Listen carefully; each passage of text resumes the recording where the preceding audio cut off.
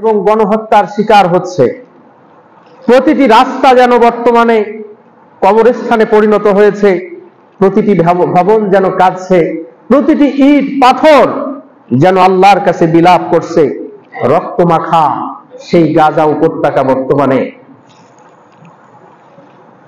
এই জায়গার প্রতিটি মানুষ বর্তমান অনিরাপত্তায় ভুগছে। এজন্য আজকের এই জুমায় আমরা তিনটি বিষয় সম্পর্কে আলোচনা করার চিন্তা করেছি ইনশাআল্লাহ।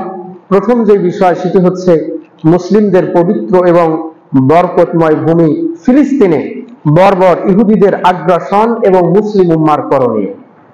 ফিলিস্তিনে যে ইহুদিরা বর্বর নির্যাতন নিপীড়ন করছে এ সম্পর্কে এবং আমাদের মুসলিম হিসাবে আমাদের করণীয় কি, এটি হচ্ছে এক নম্বর বিষয়। দ্বিতীয় নম্বর হচ্ছে ইসলামে জিহাদের ফজিলত এবং শহীদগণের মর্যাদা। তৃতীয় নম্বর কোরআনে বর্ণিত ইহুদিদের দুশ্চরিত্রের বিবরণ এবং আমাদের জন্য শিক্ষা। এই তিনটি পয়েন্টে আপনাদের সামনে আজকের জুমার খুতবায় আলোচনা করার চেষ্টা করব ইনশাআল্লাহ। আল্লাহ পাক রব্বুল আলামিনের কাছে তৌফিক চাচ্ছি নির্ধারিত বিষয়ের উপরে আমাকে কথা বলা এবং আমাদের তদনুযায়ী শিক্ষা নিয়ে আমল করার তৌফিক দান করুন, আল্লাহুম্মা আমিন। প্রিয় উপস্থিতি, গাজায় আজ ধ্বংস করার মতো আর কোন স্থাপনা বাকি নেই। বিশ্ববাসী অপলক নেত্রে দেখলো গাজায় এখন বোমাবর্ষণের ফলে এখন আর কোনো ভবন উড়ে যায় না, কোনো ভবনের ইট পাথর আর উড়ে যায় না, বরং যখন বিমান থেকে আকাশ থেকে যখন বোম্বিং করা হচ্ছে তখন মুসলমানের নারী পুরুষ শিশু বিক্ষিপ্ত অঙ্গ প্রত্যঙ্গগুলো আকাশে ঘুড়ির মতো উঠতেছে। সম্প্রতি আপনারা একটি ভিডিওর মধ্যে দেখেছেন যেখানে বোম্বিং করা হলো, বোমা ফেলা হলো, সেখানে মানুষ ঘুড়ির মতো উঠতেছে। এক বোমাতেই অসংখ্য মানুষ আকাশে উঠতেছে। প্রিয় উপস্থিতি, এই ধ্বংসলীলা সংগঠিত হচ্ছে পৃথিবীতে 200 কোটি মুসলমান এবং 600 কোটি অমুসলিমের সামনে, অর্থাৎ পুরো পৃথিবীতে 800 কোটি মানুষ, এই 800 কোটি মানুষের সামনে এই হত্যাযজ্ঞ, এই জুলুম এবং নির্যাতন সংগঠিত হচ্ছে আমরা সকলেই দেখছি। 850 কোটি মানুষ প্রায় এই গাজাবাসীকে হত্যা করা হচ্ছে, ফিলিস্তিনের অধিবাসীদেরকে হত্যা করা হচ্ছে। তারা শুধুমাত্র তামাশা দেখতেছে।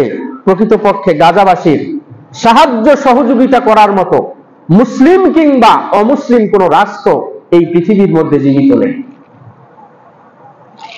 কেউ তাদেরকে সাহায্য সহযোগিতা করছে না। এত কিছুর পরেও এই ধ্বংসলীলার পরেও মানবতা বিরোধী ইহুদিরা আজকে সেই গাজাকে অবরোধ করে রেখেছে যেন গাজা একটা উন্মুক্ত কারাগার, বন্দিশালা। গাজাবাসীদেরকে চতুর্দিক দিয়ে ঘিরে রাখা হয়েছে, এখান থেকে বের হতে তাদেরকে দিবে না। প্রিয় উপস্থিতি, বর্তমানে গাজায় প্রয়োজন হচ্ছে খাদ্যের, গাজায় প্রয়োজন হচ্ছে পানির, গাজায় প্রয়োজন হচ্ছে ওষুধের, গাজায় প্রয়োজন হচ্ছে জ্বালানির।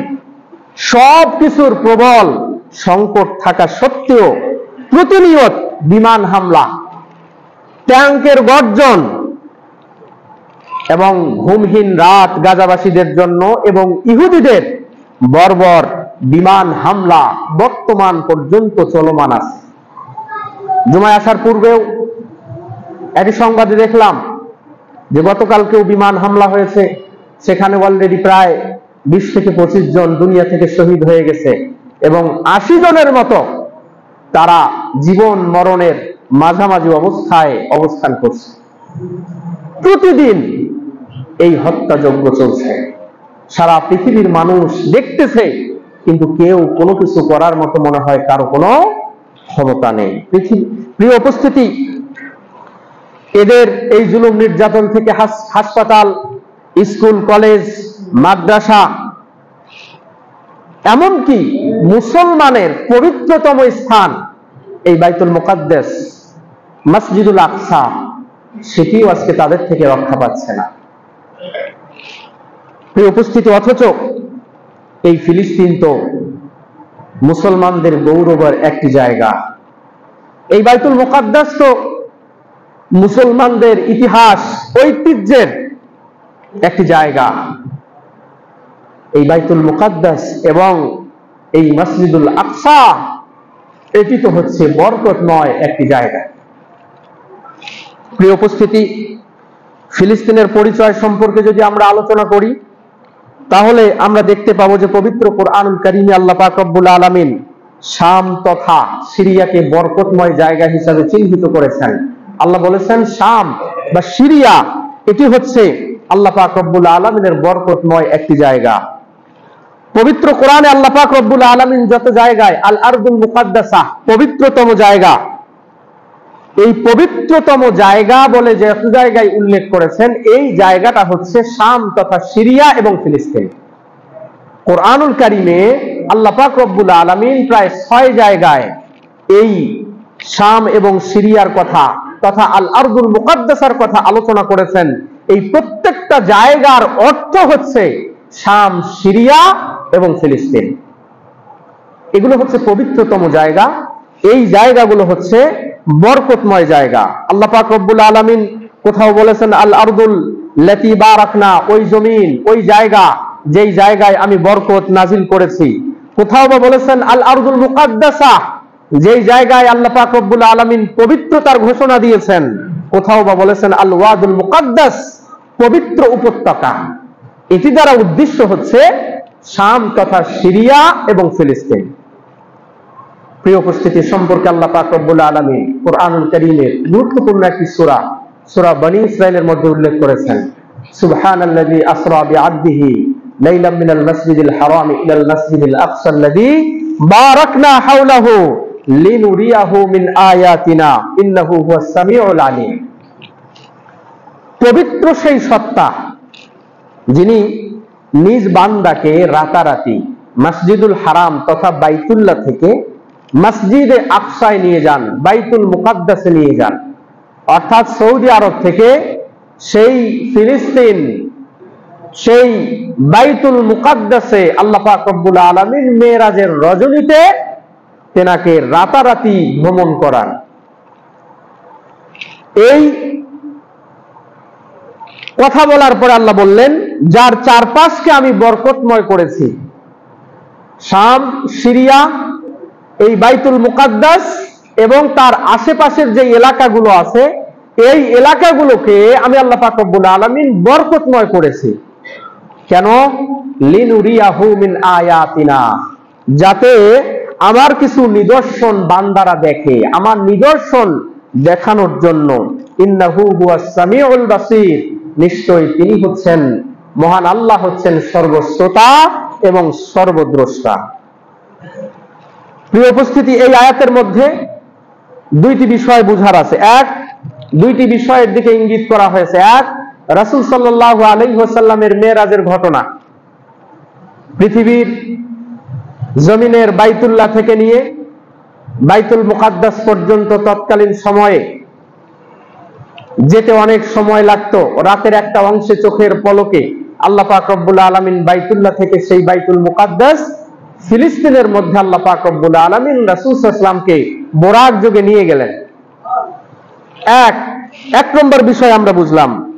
দ্বিতীয় নম্বর আমরা বুঝলাম যে আল্লাহ পাক রব্বুল আলামিন মসজিদুল আকসা বা বাইতুল মুকাদ্দাসের যেই পার্শ্ববর্তী এলাকা, এই পার্শ্ববর্তী এলাকা তথা ফিলিস্তিনকে আল্লাহ পাক রব্বুল আলামিন বরকতময় করেছেন। সুবহানাল্লাহ।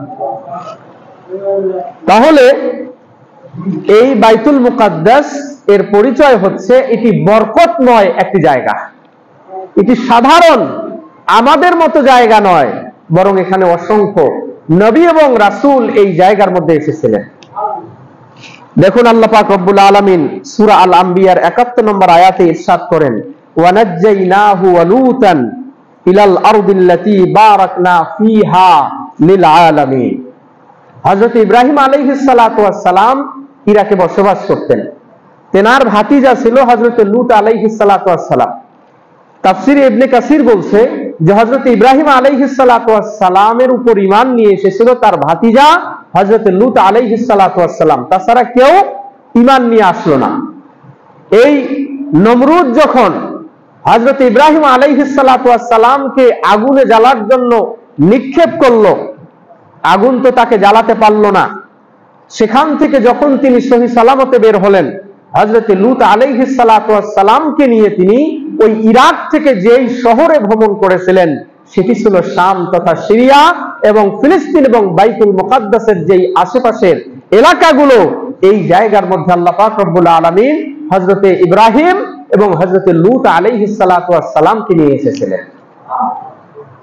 তাহলে এই জায়গায় আগমন ঘটেছে হযরত ইব্রাহিম আলাইহিস সালাতু ওয়াস সালামের, এই জায়গায় আগমন ঘটেছে হযরত লূত আলাইহিস সালাতু ওয়াস সালামের, এই জায়গায় আগমন ঘটেছে হযরত সুলাইমান আলাইহিস সালাতু ওয়াস সালামের। সুলাইমান আলাইহিস সালাতু ওয়াস সালাম যেনার অধীনে করে দেওয়া হয়েছিল বাতাসকে, তেনার সিংহাসন ছিল। বাতাসকে যখন তিনি বলতেন এক সকালের মাধ্যমেই তিনি 1 মাসের সফর করতে পারতেন। বাতাসকে বলতেন আমার সিংহাসন নিয়ে চলো, সিংহাসন বাতাসের মধ্যে উড়ে যেত। তিনি তার কাজ সমাপ্ত করে আবার সন্ধ্যাবেলায় 1 মাসের পর তিনি নিমিষের মধ্যেই আবার চলে আসতেন। তিনি যেই জায়গার মধ্যে আসতেন সেটি হচ্ছে শাম সিরিয়া। এই জায়গাটা বর্তমানে খণ্ড বিখণ্ড হয়ে, যদিও বা বর্তমানে সেটি জর্দান, ফিলিস্তিন এবং আরো অন্যান্য এলাকায় রূপান্তরিত হয়েছে, কিন্তু প্রকৃতপক্ষে এই জায়গাটাই হচ্ছে নবী এবং রাসূলদের আগমনের স্থান। এই জায়গায় এই বাইতুল মুকাদ্দাসকে নির্মাণ করলেন হযরত সুলাইমান আলাইহিস সালাতু ওয়াস সালাম। জিনদেরকে নির্দেশ দিলেন মসজিদ নির্মাণ করার জন্য। আল্লাহ পাক রব্বুল আলামিন সেই সুলাইমান আলাইহিস সালাতু ওয়াস সালামের মাধ্যমে এই বাইতুল মুকাদ্দাসকে তৎকালীন সময়ে নির্মাণ করে নিয়েছিলেন। প্রিয় উপস্থিতি, এই বাইতুল মুকাদ্দাস এত গুরুত্বপূর্ণ, এত ফজিলতপূর্ণ, যেই বাইতুল মুকাদ্দাস ফিলিস্তিনের মধ্যে অবস্থিত, তার সম্পর্কে রাসূল সাল্লাল্লাহু আলাইহি ওয়াসাল্লাম বলেছেন লা তুসাদ্দুর রিহালু ইল্লা ইলা সালাসাতি মাসাজিদ। 3টি মসজিদ ছাড়া সওয়াবের নিয়তে অন্য কোন জায়গায় সফর করা যাবে না। পৃথিবীতে এমন 3টি মসজিদ আছে যেই 3টি মসজিদের উদ্দেশ্যে আপনি সওয়াবের নিয়ত করতে পারবেন। অন্য কোন মসজিদের উদ্দেশ্যে, অন্য কোন জায়গার উদ্দেশ্যে আপনি সওয়াবের নিয়ত করতে পারবেন না। 1 মসজিদুল হারাম, বাইতুল্লাহ। বাইতুল্লাহ আপনি তার দিকে সফর করবেন, আপনার সওয়াব হবে, আপনি সওয়াবের নিয়তে আপনি সফর করতে পারেন। মসজিদে নববী আপনি দেখতে যাবেন, সওয়াবের নিয়ত করা আপনার জন্য বৈধ। মসজিদুল আকসা ফিলিস্তিনে আপনি সওয়াবের নিয়তে যাওয়া সেখানে বৈধ। কেউ যদি বলে যে টঙ্গীর ইজতেমায় যাব, সওয়াব হবে, ওই জায়গাটা পবিত্রতম জায়গা, গুনাহ হবে। কেউ যদি বলে অমুক পার্কে যাব, অমুক জায়গা যাব, সওয়াবের নিয়ত করলাম, তাহলে কি হবে? গুনাহ হবে। কিন্তু এই 3টি মসজিদ, এই 3টি মসজিদে আপনি সওয়াবের নিয়ত করতে পারবেন। প্রিয় উপস্থিতি, এছাড়াও বিভিন্ন হাদিস প্রমাণ করে যেরকম ভাবে বাইতুল্লাহতে সালাত আদায় করলে বহুগুণ সওয়াব আল্লাহ পাক রব্বুল আলামিন বৃদ্ধি করে দেন, মসজিদে নববীতে আপনি যদি সালাত আদায় করেন বহুগুণ আল্লাহ পাক রব্বুল আলামিন বৃদ্ধি করে দেন। মসজিদে আকসায় যদি আপনি সালাত আদায় করেন 500 গুণ সওয়াব আল্লাহ পাক রব্বুল আলামিন বৃদ্ধি করে দেবেন। তাহলে এই জায়গাটা, এটি কোনো অংশেই বরকত থেকে খালি নয়। এই জায়গাটা মুসলমানদের কাছে অত্যন্ত গুরুত্বপূর্ণ, এই জায়গাটা মুসলমানদের কাছে অত্যন্ত বরকতপূর্ণ। প্রিয় উপস্থিতি, শুধু তাই নয়, এই জায়গাটা, এই বাইতুল মুকাদ্দাস ছিল মুসলমানদের প্রথম কিবলা। মুসলমানরা এই দিকে মুখ করে প্রথম সালাত আদায় করেছেন। রাসূল যখন মক্কা থেকে হিজরত করে মদিনায় গেলেন, মদিনায় যাওয়ার পরে আল্লাহ রাসূলকে বলা হলো বাইতুল মুকাদ্দাসের দিকে মুখ করে সালাত আদায় করার জন্য। 16 মাস অথবা 17 মাস নবীজি সাল্লাল্লাহু আলাইহি ওয়াসাল্লাম এই বাইতুল মুকাদ্দাসের দিকেই মুখ করে সালাত আদায় করেছেন। এরপরে আল্লাহ পাক রব্বুল আলামিন এই 16 অথবা 17 মাস পরে এই বাইতুল্লাহ তথা মসজিদে হারামের দিকে চেহারা করে সালাত আদায় করার জন্য নির্দেশ দিয়েছেন, এবং সেই হুকুম সেই বিধান কিয়ামত পর্যন্ত বলবৎ থাকবে ইনশাআল্লাহ। তাহলে আমাদের প্রথম কিবলা হচ্ছে বাইতুল মুকাদ্দাস। যে বাইতুল মুকাদ্দাস শাম, সিরিয়া এবং ফিলিস্তিন সম্পর্কে রাসূল সাল্লাল্লাহু আলাইহি ওয়াসাল্লাম বরকত সম্পর্কে অনেকগুলো হাদিস বর্ণনা করেছেন। সবগুলো বলা সম্ভব নয়, সংক্ষিপ্তভাবে দু একটি বলতে চাচ্ছি। হযরত আব্দুল্লাহ ইবনে ওমর রাদিয়াল্লাহু তাআলা আনহু বলেন, নবীজি সাল্লাল্লাহু আলাইহি ওয়াসাল্লাম তিনি বলেছেন, আল্লাহুম্মা বারিক লানা ফি শামিনা ওয়া ফি ইয়ামানিনা ক্বালু ওয়া ফি নাজদিনা ক্বালা আল্লাহুম্মা বারিক লানা ফি শামিনা ওয়া ফি ইয়ামানিনা ক্বালু ওয়া ফি নাজদিনা ক্বালা হুনাকাল সালাসিল ওয়াল ফিতান ওয়া বিহা ইয়াতলু করনুশ শাইতান। নবীজি একদিন বললেন, হে আল্লাহ, আপনি বরকত দান করেন সিরিয়ার মধ্যে, বরকত দান করেন ইয়ামানের মধ্যে। কিছু সাহাবী বলল, ইয়া রাসূলুল্লাহ, আপনি আরো একটু দোয়া করেন না, ওয়া ফি নাজদিনা, নাজদের মধ্যেও যাতে আল্লাহ তাআলা বরকত অবতীর্ণ করেন। নবীজি তার কথায় ভ্রুক্ষেপ না করে তিনি বললেন, আল্লাহুম্মা বারিক লানা ফি শামিনা ওয়া ফি ইয়ামানিনা, হে আল্লাহ, শাম এবং ইয়ামানের ভিতরে আপনি বরকত দান করেন। যেই শামের এই এলাকা হচ্ছে, সিরিয়ার এই এলাকা হচ্ছে ফিলিস্তিন এবং এই বাইতুল মুকাদ্দাস। এরপরে নবীজি বললেন, নবীজিকে আবার যখন বলা হলো যে নাজদের জন্য আপনি দোয়া করেন, তখন তিনি বললেন, হুনাকা সালাসিল, এই নাজদের কথা বলিও না, এখানে তো হবে ভূমিকম্প। ওয়াল ফিতান, এখান থেকেই শুরু হবে ফিতনা। ওয়া বিহা ইয়াতলু করনুশ শাইতান, এবং এখান থেকে শয়তানের ফিতনা ফাসাদ আর শয়তানের শিং সেখান থেকেই বের হবে। এজন্য নাজদবাসীদের জন্য আল্লাহ রাসূল সাল্লাল্লাহু আলাইহি ওয়াসাল্লাম বরকতের দোয়া করেননি, কিন্তু শাম এবং ইয়ামানের জন্য নবীজি সাল্লাল্লাহু আলাইহি ওয়াসাল্লাম এই বরকতের দোয়া করেছেন। সেই দিক থেকে শাম, সিরিয়া, ফিলিস্তিন এই এলাকাগুলো আল্লাহ পাক রব্বুল আলামিন বরকতময় করেছেন, যেহেতু রাসূল এই জায়গাগুলোর জন্য দোয়া করেছেন। এরপরে হযরত মুআবিয়া রাদিয়াল্লাহু তাআলা আনহু থেকে বর্ণিত, তিনি বলেন, নবীজি সাল্লাল্লাহু আলাইহি ওয়াসাল্লাম বলেছেন, লা ইয়াজালু মিন উম্মতি উম্মাতুন কাইমাহ বিআমরিল্লাহ লা ইয়াযুররু মান খাযালাহুম ওয়া লা মান খালাফাহুম হাত্তা ইয়াতিয়াহুম আমরুল্লাহ ওয়া হুম আলা যালিকা। ক্বালা উমাইরুন ফাকালা মালিক ইবনে ইউখামির ক্বালা মুআযুন ওয়া হুম বিশাম। নবীজি বললেন যে আমার উম্মতের একটা দল থাকবে, যেই দলটা সর্বদা দ্বীনের উপর অটল এবং অবিচল থাকবে। তারা দ্বীনের উপরে অটল এবং অবিচল থাকবে। তাদেরকে যারা অপমান করতে চাইবে অথবা তাদের কোনো ক্ষতি যদি করতে চায়, বিরোধিতা করতে চায়, তাদের কোনো ক্ষতি করতে পারবে না কিয়ামত আসা পর্যন্ত। উমাইর ইবনে হানি তিনি বলেন যে মুআজ রাদিয়াল্লাহু তাআলা আনহু তিনি বলেছেন, এই দলটি থাকবে সিরিয়া তথা শামের মধ্যে, যেটি বর্তমান সিরিয়া এবং যাতে বর্তমানে সিরিয়া এবং ফিলিস্তিনবাসীরা অবস্থান করতেছে। হযরত মুআজ এই এলাকার মানুষদের কথা বলেছেন, যারা সর্বদা দ্বীনের উপরে অটল এবং অবিচল থাকবে। একটা দল থাকবে, সকল মানুষই যে হবে বিষয়টা এমন নয়, একটা দল থাকবে যারা সব সময় সত্যের উপরে অটল এবং অবিচল থাকবে। তাদের কোনো ক্ষতি করতে চাইলেও কেউ ক্ষতি করতে পারবে না। হযরত মুআজ বলেছেন ওই এলাকার কথা, যে এলাকাটা বর্তমানে সিরিয়া এবং ফিলিস্তিন হিসাবে আমরা চিনি, এই এলাকার কথাটাই হযরত মুআজ রাদিয়াল্লাহু তাআলা আনহু বলেছেন। প্রিয় উপস্থিতি, শুধু তাই নয়, এই পৃথিবীর হৃৎপিণ্ড হচ্ছে সিরিয়া এবং ফিলিস্তিন। মানুষের গুরুত্বপূর্ণ অংশ হচ্ছে হৃৎপিণ্ড। এটি যদি আপনার না থাকে তাহলে আপনি বাঁচতে পারবেন না। এটি যদি কোনো কারণে নষ্ট হয়ে যায় আপনি বাঁচতে পারবেন না। সারা পৃথিবীর এই হৃৎপিণ্ড হচ্ছে এই শাম, সিরিয়া এবং ফিলিস্তিন। রাসূল সাল্লাল্লাহু আলাইহি ওয়াসাল্লাম বলেছেন, তিরমিজির বর্ণনা 2192 নম্বর হাদিস, মুআবিয়া রাদিয়াল্লাহু তাআলা আনহু থেকে বর্ণিত। মুআবিয়া ইবনে কুররা তিনি তার বাবা থেকে বর্ণনা করেন, তিনি বলেছেন, রাসূল বলেছেন, ইদা ফাসাদা আহলুশ শাম ফালা খায়রা ফিকুম, যদি সিরিয়ার অধিবাসীরা খারাপ হয়ে যায়, নষ্ট হয়ে যায়, তখন তোমাদের মধ্যে আর কোনো কল্যাণ থাকবে না। সিরিয়াবাসী যদি নষ্ট হয়ে যায়, সিরিয়াবাসী যদি ধ্বংস হয়ে যায়, তাহলে পৃথিবীর কোনো জায়গায় আর কোনো কল্যাণ থাকবে না।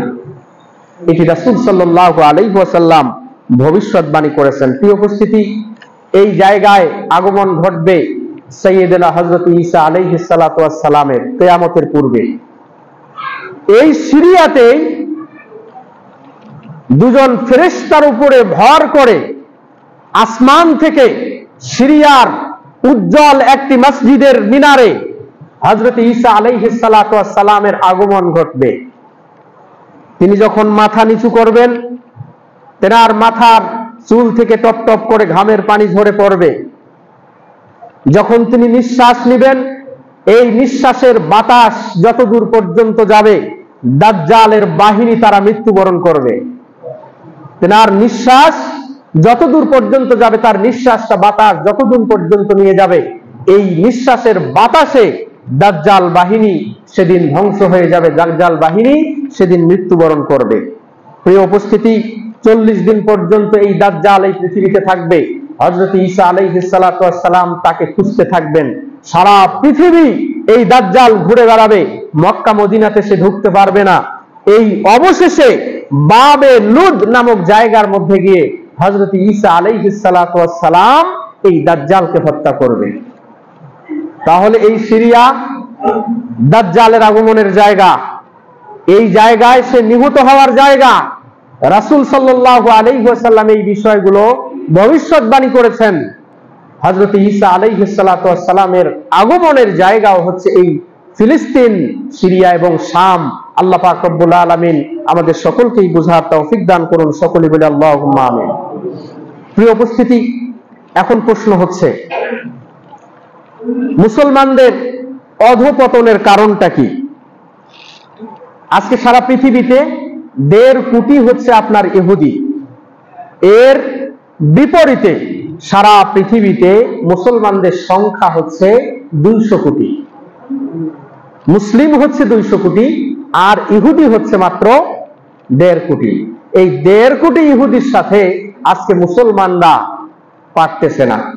সারা পৃথিবীতে এই 1.5 কোটি মুসলমান, 1.5 কোটি ইহুদি মুসলমানদেরকে আজকে জুলুম এবং নির্যাতন করতেছে। প্রিয় উপস্থিতি, আমরা জানি বর্তমান পৃথিবীতে মোট জনসংখ্যা 8.192, অর্থাৎ 850 কোটির থেকে একটু বেশি।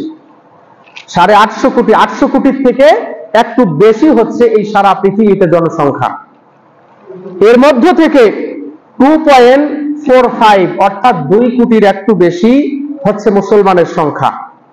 পৃথিবীর মোট জনসংখ্যার 24% হচ্ছে মুসলিম। পৃথিবীতে যত জনগণ আছে তার মধ্য থেকে 24 কিংবা 25% হচ্ছে মুসলমান। আর জনসংখ্যার দিক থেকে ইহুদিরা এরা হচ্ছে 0.18, অর্থাৎ 1%ও নয়। ইহুদিরা 1%ও নয়, মাত্র 1.5 কোটি ইহুদি এই পৃথিবীর মধ্যে। কিন্তু তারপরেও সারা পৃথিবীতে মুসলমানরা কেন মার খাচ্ছে? এই কথা যদি ভাবি তাহলে রাসূল সাল্লাল্লাহু আলাইহি ওয়াসাল্লামের ওই গুরুত্বপূর্ণ হাদিসের দিকে আমাদের ফিরে যেতে হবে। কেন আজকে সারা পৃথিবীতে মুসলমানরা মার খাচ্ছে? দেখুন, রাসূল সাল্লাল্লাহু আলাইহি ওয়াসাল্লামের এই ভবিষ্যৎবাণীর আগে আমরা শুনি যে সারা পৃথিবীতে কোথায় কোথায় আজকে মুসলিমরা মার খাচ্ছে। মুসলিম মার খাচ্ছে ইরাকে, মুসলিম মার খাচ্ছে সিরিয়ায়, মুসলিম মার খাচ্ছে সোমালিয়ায়, মুসলিম মার খাচ্ছে ফিলিস্তিনে, মুসলিম মার খাচ্ছে ভারতে, মুসলিম মার খাচ্ছে বার্মায় এবং আরো অসংখ্য জায়গায় আজকে মুসলমানরা নির্যাতিত হচ্ছে। রাসূল সাল্লাল্লাহু আলাইহি ওয়াসাল্লাম তিনি বলেছেন 1450 বছর আগে এই জবাবটা দিয়েছেন, কেন মানুষ মুসলমানরা অধিক হওয়ার পরেও মুসলমানরা মার খাবে? রাসূল বললেন, ইউশিকুল উমামু আন তাদাআ আলাইকুম কামা তাদাআল আকালাতু ইলা ফাসআতিহা ফাকালা কাইলুন ওয়া মিন কিল্লাতিন নাহনু ইয়াওমা ইযিন ক্বালা বাল আনতুম ইয়াওমা ইযিন কাসীর। নবীজি বললেন যে খাদ্য গ্রহণকারীরা যেরকম ভাবে খাদ্য গ্রহণ করার জন্য চতুর্দিকে ঘিরে বসে, অনুরূপ ভাবে একটা সময় আসবে যেই সময় তোমাদের বিরুদ্ধে বেজাতিরা সকলেই একত্রিত হয়ে তোমাদের উপর হত্যাযজ্ঞ চালাবে, তোমাদেরকে ধ্বংস করার জন্য তারা একমত হবে। খাবার গ্রহণকারীরা যেরকম চতুর্দিকে ঘিরে বসে খাবার গ্রহণ করে, অনুরূপ ভাবে চতুর্দিক থেকে মুসলমানদেরকেও ঘিরে নেবে বেজাতিরা। নবীজিকে জিজ্ঞাসা করা হলো, ইয়া রাসূলুল্লাহ, সেদিন কি আমরা সংখ্যায় কম হব? সেই সংখ্যায় কম হওয়ার কারণে আমাদেরকে সেদিন হত্যা করা হবে, আমাদের উপরে জুলুম করা হবে, আমাদের উপরে তারা বিভিন্ন রকমের সমস্যা তৈরি করবে। নবীজি সেদিন বললেন, লা বাল আনতুম ইয়াওমা ইযিন কাসীর, বরং তোমরা সেদিন সংখ্যায় অনেক হবে। সংখ্যায় সেদিন তোমরা অনেক হবে, কম হবে না। যেরকম আমরা বুঝতে পারতেছি সারা পৃথিবীতে আজকে মুসলমানদের সংখ্যা 200 কোটি। পৃথিবীতে অসংখ্য ধর্ম আছে, এই অসংখ্য ধর্মের মধ্যে মুসলমানদের সংখ্যাই সব থেকে বেশি, 200 কোটি। নবীজিও বলেছিলেন সেদিন তোমরা সংখ্যায় অনেক বেশি হবে, কিন্তু ওয়ালাকিন্নাকুম গুসাউন কাগুসাইস সাইল, কিন্তু সেদিন তোমাদের অবস্থা হবে খড়কুটার মতো। নদীর পানি, প্লাবনের পানি, সাগরের পানিতে যেরকম ভাবে খড়কুটা ভেসে যায়, সেদিন এই মুসলমানরাও বেজাতিরা সংখ্যায় কম হওয়ার পরেও মুসলমানরা সেদিন খড়কুটার মতো ভেসে যাবে। বর্তমান বোঝা যাচ্ছে মুসলমানরা আজকে ভেসে যাচ্ছে এই ইহুদি এবং খ্রিস্টানদের চক্রান্তে। প্রিয় উপস্থিতি, তখন রাসূল সাল্লাল্লাহু আলাইহি ওয়াসাল্লাম তিনি বললেন যে শত্রুদের ভয় আর থাকবে না, মুসলমানদেরকে ভয় করবে না শত্রুরা। কেন? আল্লাহ রাসূল সাল্লাল্লাহু আলাইহি ওয়াসাল্লাম একটা শব্দ বললেন, ওয়াহান। তখন সাহাবী জিজ্ঞাসা করলো, ওয়ামাল ওয়াহানু ইয়া রাসূলুল্লাহ, কি কারণে মুসলমানদের এই অবস্থা হবে? রাসূল বললেন যে ওয়াহানের কারণে। সাহাবী জিজ্ঞাসা করলো, ওয়াহান কি জিনিস? রাসূল বললেন, হুব্বুদ দুনিয়া ওয়া কারাহিয়াতুল মাউত, দুনিয়ার ভালোবাসা এবং মৃত্যুকে অপছন্দ করা। দুনিয়াকে ভালোবাসা, দুনিয়ার ভালোবাসার কারণে মুসলিমদের এই অবস্থা হবে। মুসলিমরা মৃত্যুকে আর ভয় পাবে না, মৃত্যুকে ভালোবাসবে না, জিহাদকে ভালোবাসবে না, বরং তারা মৃত্যুকে ভয় পাবে। এই দুইটি বৈশিষ্ট্যের কারণে আল্লাহ পাক রব্বুল আলামিন এই মুসলমানদের এই পতন দান করবেন। আজকে দেখুন, আজকে তাকিয়ে দেখুন নবীজি সাল্লাল্লাহু আলাইহি ওয়াসাল্লামের এই কথাগুলো অক্ষরে অক্ষরে বাস্তবায়ন হচ্ছে। আজকে মুসলিমরা দুনিয়ার মোহে পড়ে গেছে। আজকে আরবদের অবস্থা দেখুন, কুয়েত, কাতার, বাহরাইন, দুবাইয়ের দিকে আপনি তাকিয়ে দেখুন, তারা আজকে দুনিয়া নিয়েই ব্যস্ত। দুবাইয়ের মতো মুসলিম প্রধান একটি দেশ, সেখানে এমন কোন অপকর্ম নেই যেই অপকর্ম এই দুবাইয়ের মধ্যে হয় না। এমনকি ইউরোপ, আমেরিকার মধ্যে যেই ধরনের নোংরামি হয় না, সেই ধরনের নোংরামি হয় এই দুবাইয়ের মধ্যে। তাহলে দুনিয়ার প্রেমে পড়ে আজকে তারা সব কিছুকে ভুলে গেছে। দ্বিতীয় নম্বর হলো মৃত্যুকে অপছন্দ করা। আজকে জিহাদের কথা বললেই, জিহাদের কথা শুনলেই আজকে মুসলিম শাসকরা পর্যন্ত সন্ত্রাসী ট্যাগ দিয়ে, ট্যাগ লাগিয়ে আজকে জেলে পুড়তে পর্যন্ত দ্বিধাবোধ করে না। আজকে সৌদি আরবের জেলখানায় দেখুন কত আলেম ওলামা পড়ে আছে। আজকে আপনি বাংলাদেশের জেলখানায় দেখুন কত আলেম ওলামা পড়ে আছে। এরকম অসংখ্য মুসলিম দেশে যারাই জিহাদের কথা বলার চেষ্টা করেছে, তাদেরকে বিভিন্ন রকমের জঙ্গি এবং সন্ত্রাসী ট্যাগ লাগিয়ে দিয়ে তারা তাদেরকে জেলখানার মধ্যে পুরে দিয়েছে। প্রিয় উপস্থিতি, তাহলে এই দুইটি কারণেই আল্লাহ পাক রব্বুল আলামিন এই মুসলমানদের বর্তমানে পতন দিচ্ছে। 200 কোটি মুসলমান হওয়ার পরেও আজকে আমরা আমাদের নিজেদেরকে রক্ষা করতে পারতেছি না এবং মুসলমানদেরকে আমরা রক্ষা করতে পারতেছি না। প্রিয় উপস্থিতি, একটা জিনিস মুসলিমদেরকে মনে রাখতে হবে, জিহাদের শক্তি হচ্ছে মুসলমানদের মূল শক্তি। জিহাদি শক্তি এটি হচ্ছে মূল শক্তি, কারণ রাসূল বলেছেন ইসলামের সর্বোচ্চ চূড়া হলো জিহাদ। ইসলামের সর্বোচ্চ চূড়া হলো জিহাদ।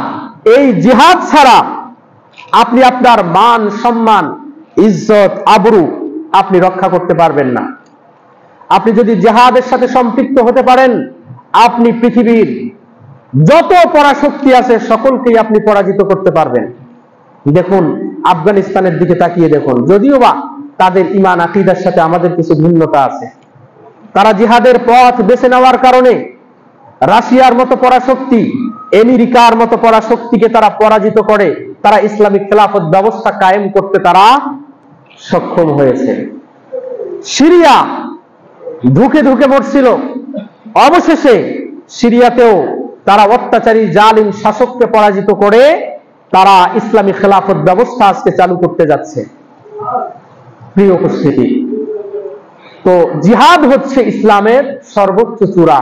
এই জিনিসটাকে ভুলে যাওয়ার কারণে আল্লাহ পাক রব্বুল আলামিন আমাদেরকে আজকে লাঞ্ছিত এবং অপদস্থ করছেন। প্রিয় উপস্থিতি, দেখুন ইবনে ওমর রাদিয়াল্লাহু তাআলা আনহু থেকে বর্ণিত, তিনি বলেছেন সামিতু রাসূলুল্লাহ সাল্লাল্লাহু আলাইহি ওয়াসাল্লাম ইয়াকুল ইযা তাবায়াতুম বিল আইনা ওয়া আখাযতুম আযনাবাল বাকারি ওয়া রাদিতুম বিস সারঈ ওয়া তারাকতুমুল জিহাদ সাল্লাল্লাহু আলাইকুম যুল্লান লা ইয়ানজিউহু হাত্তা তারজিউ ইলা দীনিকুম। নবীজি বলেছেন, যখন তোমরা ইনা পদ্ধতিতে ব্যবসা করবে, গরুর লেজ আঁকড়ে ধরবে, কৃষি কাজে সন্তুষ্ট থাকবে এবং জিহাদকে ছেড়ে দিবে, তখন আল্লাহ পাক রব্বুল আলামিন লাঞ্ছনা এবং অপদস্থের জীবন তোমাদের উপরে চাপিয়ে দেবেন, যতদিন পর্যন্ত না তোমরা আবার জিহাদ নামক সংবিধানে ফিরে আসবে, ততদিন পর্যন্ত তোমাদের থেকে এই জিল্লাত, অপমান এবং লাঞ্ছনা বঞ্চনার এই জীবনের সমাপ্তি আল্লাহ পাক রব্বুল আলামিন ঘটাবেন না। সারা পৃথিবীতে আপনি চোখ খুলে দেখুন, আজকে কারা জিহাদের কথা বলছে। আজকে 57টা দেশের মুসলিম প্রধান, 57টা দেশের রাষ্ট্রপ্রধান হচ্ছে মুসলিম, অথচ ফিলিস্তিনের পক্ষে কথা বলার মতো মানুষের সংখ্যা খুব কম। শুধুমাত্র তারা একটা নিন্দার বিবৃতি দিয়েই তারা ক্ষান্ত হয়, অথচ তারা তাদেরকে সামরিক অস্ত্র দিয়ে সাহায্য করে না, তাদেরকে খাদ্য দিয়ে সাহায্য সহযোগিতা করে না, তাদেরকে তেল দিয়ে সাহায্য সহযোগিতা করে না। অথচ দেখুন আপনি এই ইসরায়েলকে সাহায্য সহযোগিতা করতেছে এই আমেরিকা, যেখানে মুসলমানদের আকাশপথ ব্যবহার করা হচ্ছে, যেখানে মুসলমানদের জমিনের পথ ব্যবহার করা হচ্ছে। এই সমস্ত পথকে ব্যবহার করে তারা ইসরায়েলের কাছে অস্ত্র পাঠাচ্ছে, অথচ সারা পৃথিবীতে 57টা মুসলিম দেশের রাষ্ট্রপ্রধান কেউই এই ফিলিস্তিন কিংবা গাজাবাসীদের কাছে অস্ত্র সরবরাহ করতেছে না। প্রিয় উপস্থিতি, আমরা শুধুমাত্র দুনিয়া নিয়েই ব্যস্ত, আমরা শুধুমাত্র নিজে ভালো থাকলেই আমরা মনে করি যে আমরা ভালো আছি, এটি নিয়ে ব্যস্ত থাকার কারণে আল্লাহ পাক রব্বুল আলামিন আমাদেরকে আজকে সারা পৃথিবীর মধ্যে অপমান করতেছেন। অথচ আমাদেরকে মনে রাখতে হবে, রাসূল বলেছেন মাসালুল মুমিনিনা ফি তাওয়াদ্দিহিম ওয়া তারাহুমিহিম ওয়া তাআতুফিহিম মাসালুল জাসাদ। মুমিনরা পরস্পর দয়া, ভালোবাসা, সহানুভূতির দিক থেকে একটি দেহের মতো। একটা অঙ্গ ব্যথা পেলে যেরকম আরেকটা অঙ্গ ব্যথা পায়, অনুরূপ ভাবে পৃথিবীর যে প্রান্তেই মুসলিমরা থাকুক না কেন, আপনি যদি ব্যথিত হতে না পারেন তাহলে আপনার ঈমানটা প্রশ্নবিদ্ধ।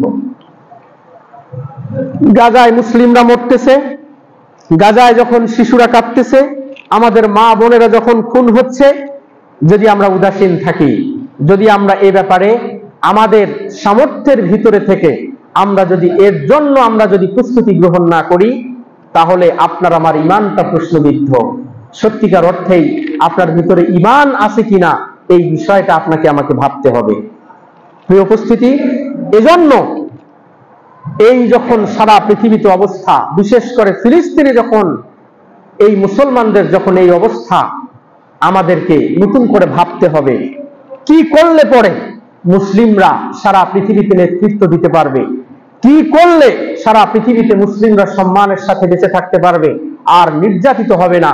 এই বিষয়টা আমাদের ভাবা দরকার। এর মধ্য থেকে সর্বপ্রথম যেই প্রস্তুতিটা গ্রহণ করতে হবে সারা পৃথিবীতে মুসলিমদেরকে, সেটি হচ্ছে জিহাদের প্রস্তুতি গ্রহণ করতে হবে। জিহাদের প্রস্তুতি গ্রহণ করতে হবে। আমি বলছি না আপনি এই মুহূর্তে একদম ফিলিস্তিনে গিয়ে যুদ্ধ জিহাদ করার জন্য ব্যস্ত হয়ে যাবেন।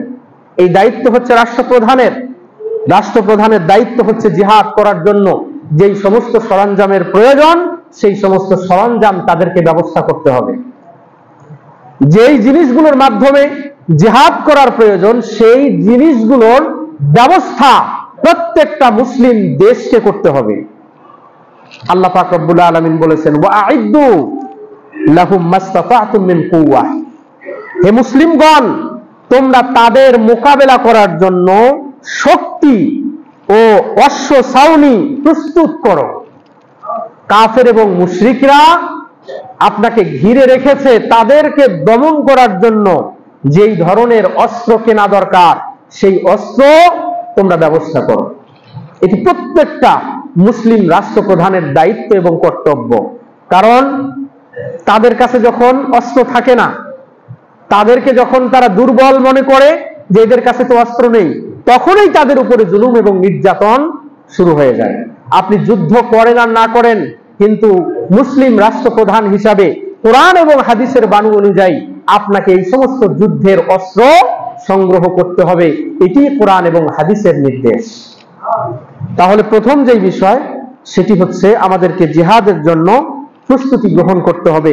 রাষ্ট্রপ্রধান এই জিহাদের জন্য যেই সমস্ত সরঞ্জাম ক্রয় করা দরকার এগুলোর ব্যবস্থা করবেন।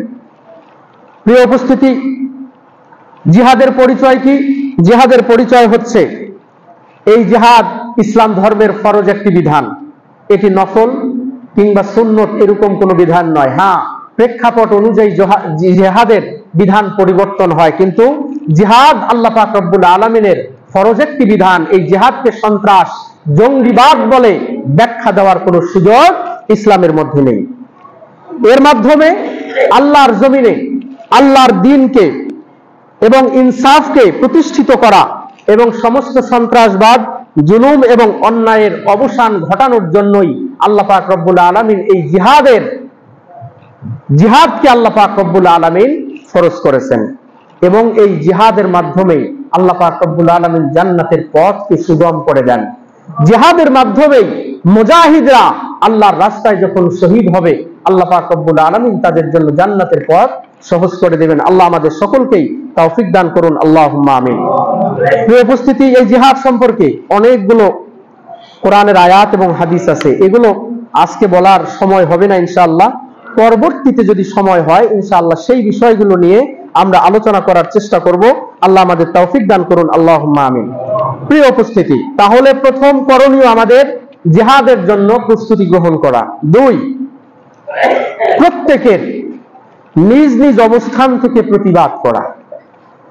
প্রত্যেক মুসলিম নিজ নিজ অবস্থান থেকে প্রতিবাদ করবে। প্রিয় উপস্থিতি, যেহেতু এই ইহুদিবাদের বিরুদ্ধে এই মুহূর্তে আমরা সরাসরি যুদ্ধ পরিচালনা করার মতো শক্তি আমাদের নেই, কিন্তু আমাদের সামর্থ্য আছে আমাদের অবস্থান থেকে কিছু বিষয় আমরা পদক্ষেপ নিতে পারি। 1, সরকার প্রধানের কাছে এই মানবতা বিরোধী ইহুদি কর্তৃক ফিলিস্তিনের নৃশংস হামলার প্রতিবাদে হামলা বন্ধের দাবিতে সরকার প্রধান জাতিসংঘের কাছে একটা স্মারকলিপি দিতে পারে। আমাদের সরকার প্রধান একটা স্মারকলিপি এই জাতিসংঘ কিংবা বিশ্ব মোড়লদের কাছে এই ফিলিস্তিনে নৃশংস বর্বরতা হত্যা বন্ধের জন্য একটি দাবি জানাতে পারে। এটি হচ্ছে প্রথম নম্বর দায়িত্ব। দ্বিতীয় নম্বর দায়িত্ব হচ্ছে নিজ নিজ অবস্থান থেকে বৃহৎ আকারে বিক্ষোভ, মানববন্ধন সহ, মিছিল সহ ইহুদি বিরোধী সকল কর্মসূচি স্বতঃস্ফূর্তভাবে আমাদেরকে অংশগ্রহণ করতে হবে। এই ফিলিস্তিনের এই হামলা বন্ধের জন্য মানববন্ধন এবং বিভিন্ন রকমের কর্মসূচিতে আমাদেরকে অংশগ্রহণ করতে হবে, যেহেতু আমাদের এতটুকুর এই ক্ষমতা আছে। তৃতীয় নম্বর যে বিষয়, সেটি হচ্ছে ইহুদি কিংবা তার সহযোগী সকল প্রতিষ্ঠানের পণ্যগুলোকে বর্জন করা। ইহুদিরা যেই সমস্ত পণ্যকে আবিষ্কার করেছে, যেই সমস্ত পণ্য তারা আমাদের বাংলাদেশ সহ সারা পৃথিবীর মুসলিম রাষ্ট্রগুলোকে সাপ্লাই দেয়, এগুলো মুসলমানরা যদি ব্যবহার করা বন্ধ করে দেয়, তাহলে দেখা যাবে যে তাদের এই জুলুমের যে অর্থনীতি, এই অর্থনীতিটা তাদের দুর্বল হয়ে যাবে। কারণ আমাদের কাছ থেকে টাকা পয়সা নিয়ে তারা কিন্তু এই একটা অংশ তারা মুসলিম নিধন, মুসলমানদেরকে হত্যা করার পিছনে তারা ব্যয় করে। এজন্য সরাসরি কিংবা সরাসরি নয়, এমন কোনোভাবে তাদের কাছে আমাদের টাকা পয়সাগুলো পৌঁছানো যাবে না। আমাদের বাংলাদেশের মধ্যেও অনেকগুলো পণ্য আছে যেগুলো আমরা আমাদের বাংলাদেশি পণ্যগুলোকে ব্যবহার না করে বরং আমরা সেই ইসরায়েলের অনেকগুলো পণ্যকে আমরা ব্যবহার করি।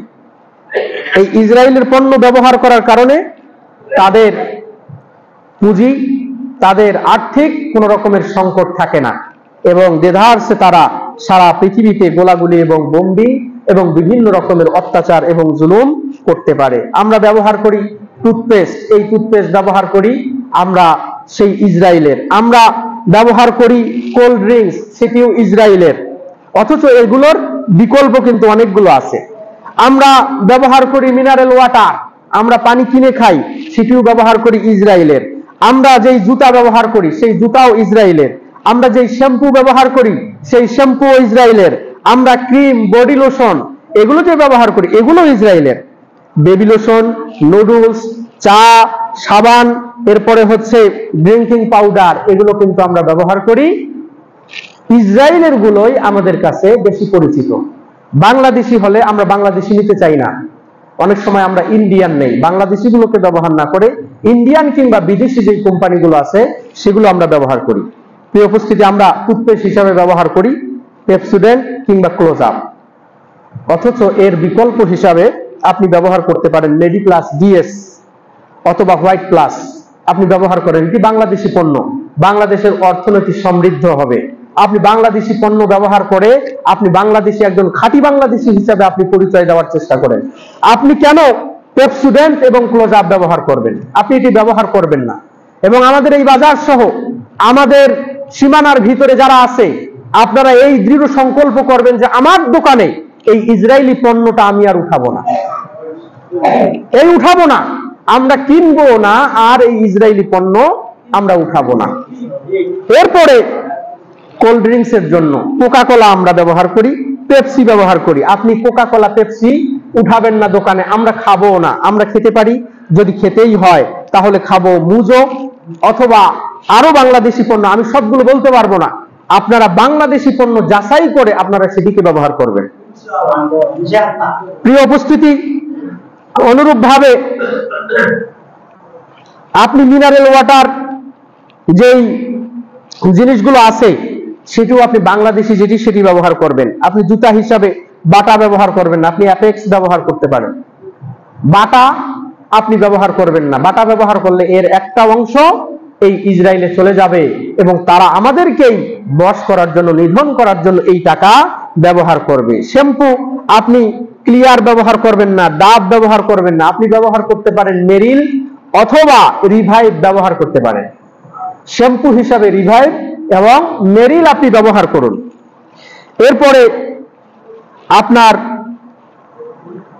নুডলস, ম্যাগি, আপনি ম্যাগি, এটা হচ্ছে ইসরায়েলের কোম্পানি, আপনি ম্যাগি ব্যবহার না করে আপনি ফ্রেশ ব্যবহার করেন, ফ্রেশ। এরপরে হচ্ছে সম্ভবত সজীব, এরপরে হচ্ছে ডুডলস, এটি বাংলাদেশি পণ্য, এগুলোকে আপনি ব্যবহার করেন।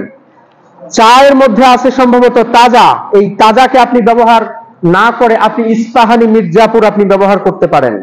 সাবানের জন্য লাক্স ব্যবহার করবেন না, লাইফ বয় ব্যবহার করবেন না, ডাব ব্যবহার করবেন না। আপনি সাবানের জন্য মেরিল ব্যবহার করতে পারেন, তিব্বত ব্যবহার করতে পারেন, আপনি কেয়া ব্যবহার করতে পারেন। এগুলো কোম্পানি হচ্ছে আমাদের বাংলাদেশে। এরপরে ড্রিঙ্কিং পাউডারের মধ্যে রয়েছে ট্যাঙ্ক। আপনি ট্যাঙ্ক ব্যবহার করবেন না, আপনি ব্যবহার করতে পারেন স্পা অথবা সজীব, এটি ব্যবহার করেন। তাহলে ইমানি দায়িত্ব থেকে কমপক্ষে আমরা কিছুটা হলেও হালকা হব। আমরা আল্লাহ পাক রব্বুল আলামিনের দরবারে জবাব দিতে পারবো, হে আল্লাহ, সাধারণ জনগণ হিসাবে এর থেকে বেশি কোনো কিছু আমার করার ছিল না। আমি এই ইসরায়েলের এই পণ্য কিংবা ইহুদি এবং খ্রিস্টানদের এই পণ্যগুলোকে ব্যবহার বন্ধ করে দিয়ে আমি প্রকৃত ইমানদার হওয়ার চেষ্টা করেছিলাম সাধ্যের ভিতরে থেকে। আসুন আমরা এই ইসরায়েলি সকল পণ্যকে আমরা বর্জন করার চেষ্টা করি। আল্লাহ আমাদের সকলকেই তৌফিক দান করুন, সকলেই বলি আল্লাহুম্মা আমিন। প্রিয় উপস্থিতি, তৃতীয় নম্বর যেই বিষয়, বিশ্বস্ত সোর্স যদি আপনি পান তাহলে এই ফিলিস্তিনের অধিবাসীদেরকে আপনি আর্থিক সহযোগিতা করেন। বিশ্বস্ত সোর্স, অনেকেই বলবে যে ফিলিস্তিনের মধ্যে টাকা পাঠানো হবে, আপনি দেখবেন যে সেই টাকা নিজেই কিন্তু খেয়ে ফেলেছে। এই জন্য বিশ্বস্ত কিছু সোর্স আছে যেগুলোতে দিলে হয়তো বা সঠিকভাবে সেই টাকাগুলো ফিলিস্তিনের মধ্যে পৌঁছবে। এরকম হয়তো জমিয়তে আহলে হাদিস হতে পারে অথবা আহলে হাদিস আন্দোলন হতে পারে, এবং সব থেকে বড় যেই নামটি আমাদের বাংলাদেশের মধ্যে পরিচিত সেটি হচ্ছে আস-সুন্নাহ ফাউন্ডেশন। এনারা যখন চাবে আপনারা এই ফান্ডগুলোতে আপনারা সাহায্য এবং সহযোগিতা করবেন। আল্লাহ আমাদের সকলকেই বুঝার তৌফিক দান করুন, আল্লাহুম্মা আমিন। এরপরে চতুর্থ নম্বর যে বিষয় সেটি হচ্ছে সোশ্যাল মিডিয়ায় প্রতিবাদ আপনি অব্যাহত রাখবেন। সোশ্যাল মিডিয়ার মধ্যে এই প্রতিবাদ অব্যাহত থাকবে। আমরা আমাদের অবস্থান থেকে আমরা এই প্রতিবাদগুলো আমরা অব্যাহত রাখবো। পঞ্চম নম্বর যেই দায়িত্ব সেটি হচ্ছে দল মত নির্বিশেষে আমরা সবাই ঐক্যবদ্ধ হব। হতে পারে কেউ সুন্নি, হতে পারে কেউ আহলুল হাদিস, হতে পারে কেউ হানাফি, হতে পারে কেউ মাযহাবি, কিন্তু এই একটা ইস্যুতে আমাদের বিভিন্ন রকমের ভেদাভেদ থাকতে পারে, কিন্তু মুসলমানদেরকে নির্যাতনের ক্ষেত্রে, এর প্রতিবাদের ক্ষেত্রে বাংলাদেশ সহ সারা পৃথিবীর মুসলিমরা ঐক্যবদ্ধ যখন থাকবে তখন আর এই ইহুদি এবং খ্রিস্টানরা তারা আমাদের উপর জুলুম এবং নির্যাতন করার সাহস পাবে না। আল্লাহ আমাদের সকলকে এই সমস্ত শিক্ষা গ্রহণ করার তৌফিক দান করুন, সকলে বলে আল্লাহুম্মা আমিন। প্রিয় উপস্থিতি, এবং ষষ্ঠ নম্বর যে বিষয় সেটি হচ্ছে দোয়াতে এই গাজাবাসী এবং সারা পৃথিবীর মুসলিমদেরকে সাহায্য এবং তাদের জন্য সাহায্য সহযোগিতার জন্য আল্লাহ পাক রব্বুল আলামিনের কাছে প্রার্থনা করা। বিশেষ করে পাঁচ ওয়াক্ত সালাতে, ফরজ সালাতে কুনুতে নাজেলা পাঠ করা। ইনশাআল্লাহ আমরা আজকেও জুমার সালাতে আমরা কুনুতে নাজেলা পড়ব ইনশাআল্লাহ এই ফিলিস্তিনের অধিবাসীদের জন্য।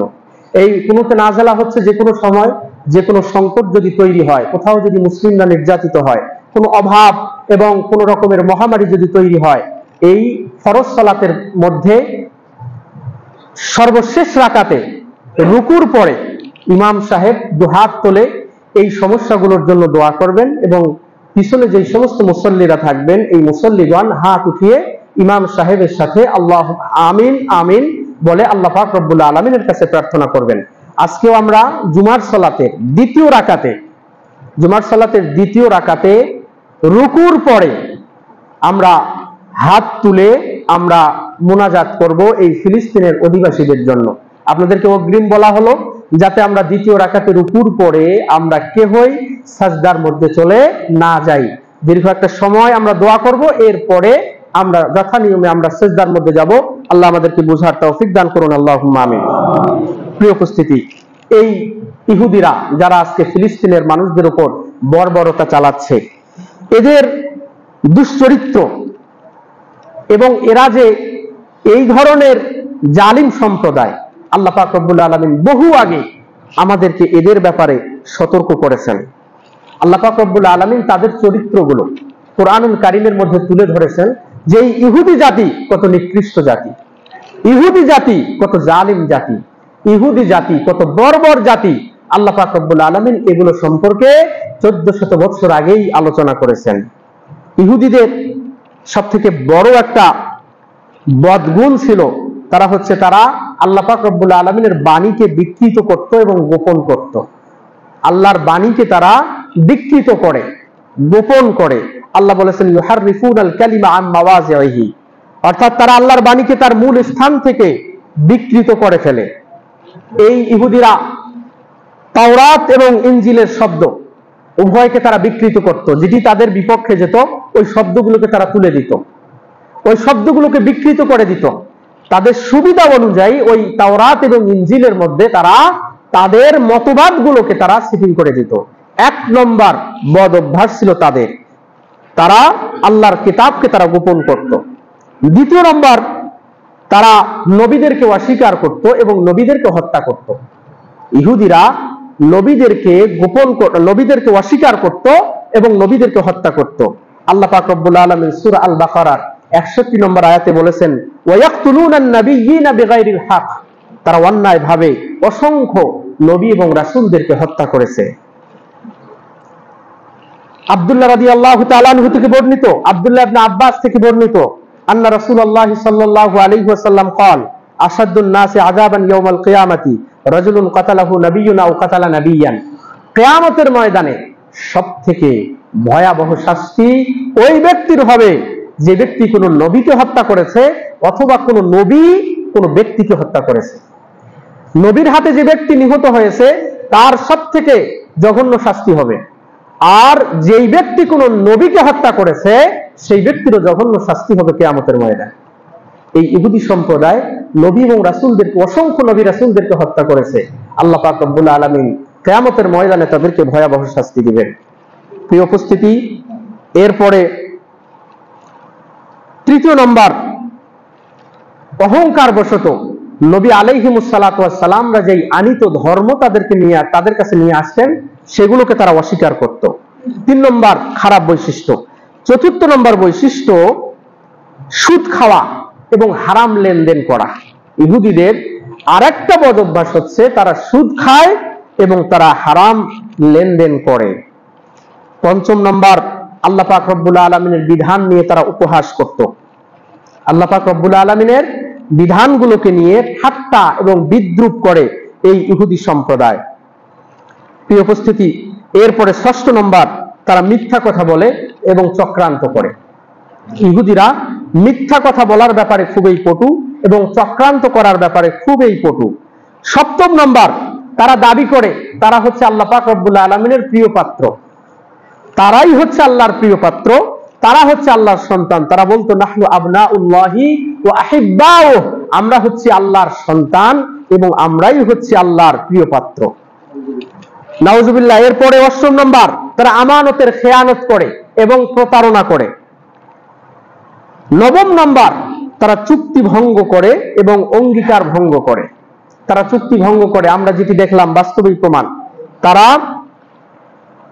চুক্তি করলো, অঙ্গীকার করলো, যুদ্ধ বিরতির একটা সময় তারা ঈদের আগে তারা মুসলমানদের উপর আক্রমণ করলো। এই চুক্তি ভঙ্গ করা এটি হচ্ছে ইহুদিদের সেই তৎকালীন সময় থেকে তাদের একটা বদ অভ্যাস।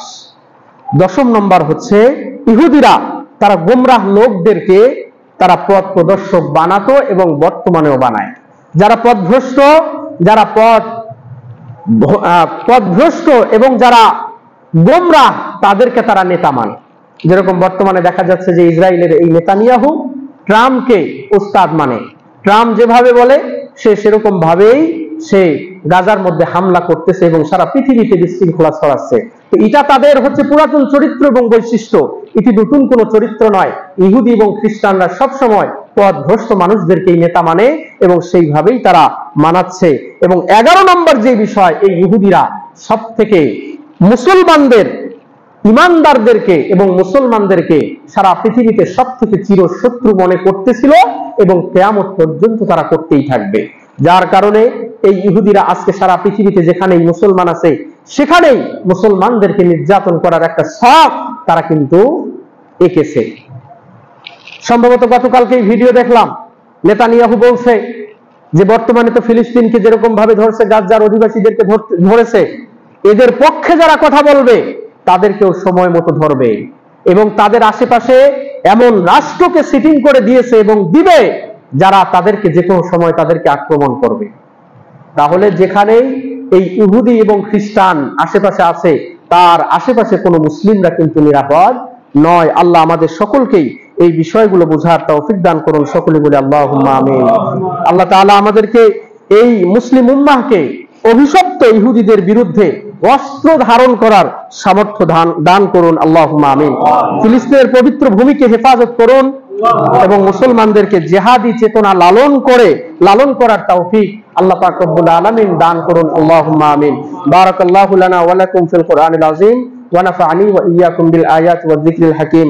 আকুলু কওলি হাযা আস্তাগফিরুল্লাহ লি ওয়া লাকুম ওয়া লিসাইরিল মুসলিমিন।